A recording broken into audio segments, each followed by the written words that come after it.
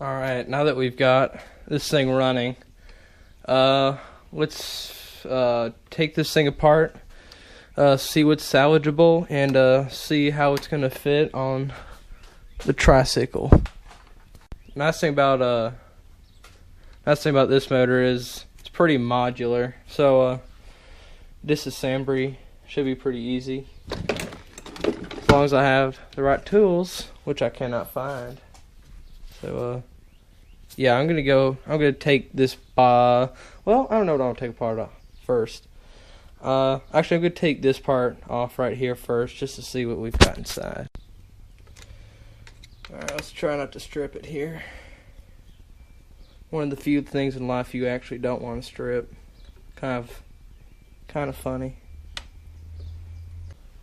Alright, so I got all the bolts out, and then I just looked down there and realized that I don't need to take this off. But you know, it's kind of interesting to see how things work no matter. So pull that off, and here's the assembly we got going on here. I'm going to assume that there's a clutch under here, right in this housing right here. And so what happens is the clutch engages, and it causes this thing right here to spin. This little tooth. And then as that little tooth spins, it causes this bigger gear to spin, which has got a little pinion in it. And then as that moves down, the blade moves down. So that's pretty neat. Pretty clever design. Yeah, it causes this thing to be a little wobbly because as right from here, from bottom and over, it's a lot easier. So I mean, when this is spinning at, who knows, probably about 4,000 RPM. I mean, it causes this thing to shake quite a bit. But yeah, so that's pretty neat. I just figured I'd show you all that before I actually take this thing apart to where I need to take it apart. Okay, it turned out I actually did need to take this off, because this whole piece holds the clutch housing, which is held in with that.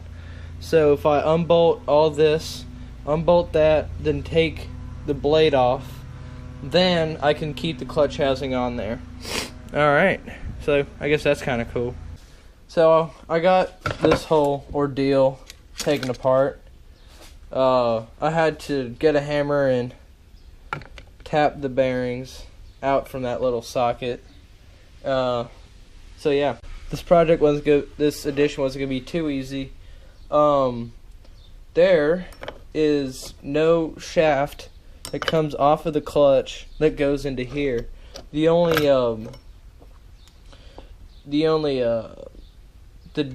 shaft that centers it is this one, and it well, may as well put that on there. And so that goes on there like that. That goes in there like that, and then this right here screws into the clutch housing like that. And then, oh man, I'm so stuffed up. Then that goes on there like that. Is a grease fest up in here. But I got the bearings out from the shaft, this one, and it was tough. Then I'm gonna see if I can get the shaft off of this. I don't really know why. Wait one sec. I'm gonna go to Ace Hardware and buy spacers to fit in between there. So yeah, it should be pretty neat. And I don't know if I have anything else to show you other than yeah, I've got a bolt that'll fit in the clutch, and I'll show you that once I can find it. Alright, here's the bolt I'm using to put on the clutch. There's not really going to be any room over here to put in another motor.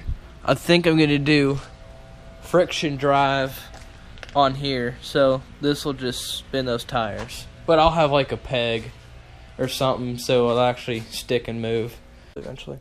So I bought the spacer and it fits in there nice and snug. And this is gonna be the dry or the I don't know what you want to call it, but it's gonna be the thing that rubs up against the wheel to cause it to spin.